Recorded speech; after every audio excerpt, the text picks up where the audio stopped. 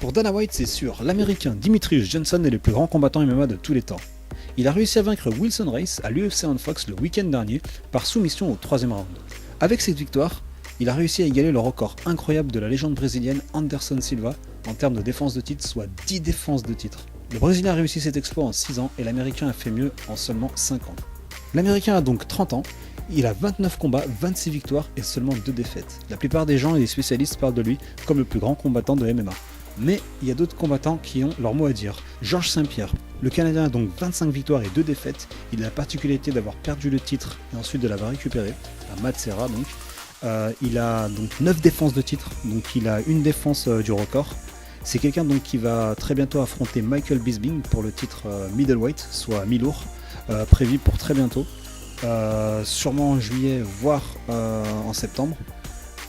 JSP a un autre objectif, c'est d'être le premier combattant de MMA et aussi de l'UFC à avoir 3 ceintures, puisque après Michael Bisping, s'il gagne, tout le monde pense qu'il va affronter Conor McGregor. En tout cas, c'est ce que son entraîneur pense, et c'est aussi ce que Freddie Roach, la légende de la boxe, pense.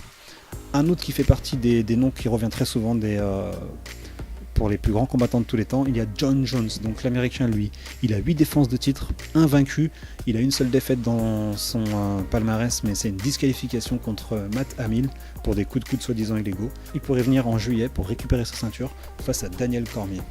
Donc selon vous, qui est le plus grand combattant MMA de tous les temps ?